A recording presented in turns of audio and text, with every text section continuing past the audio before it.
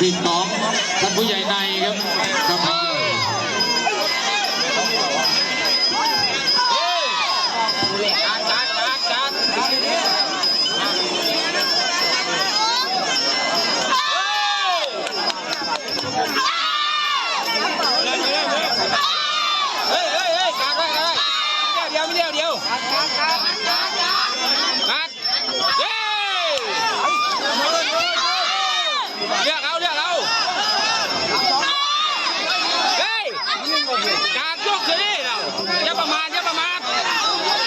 คู่สำคัญนะครับคู่ที่หนึ่ง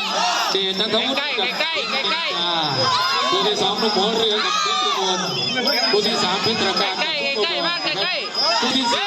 ไทยกับกุหลาบขาวดัชกรกับมาตามที่อบตประสิทธิ์แจ้งตามนี้นะครับ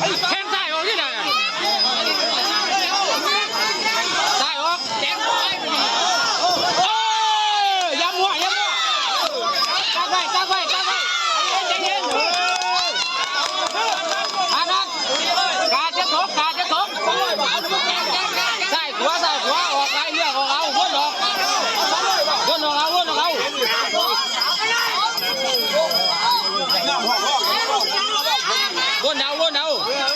นี่วนการทุกทุกที่ล่ะ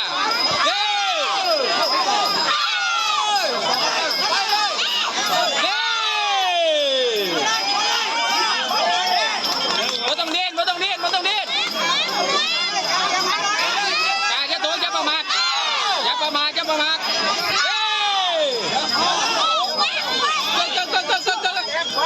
ลูกแม่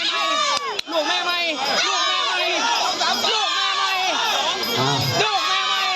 ในวันนี้ก็ต่อยกัน3 ยกนะครับใหญ่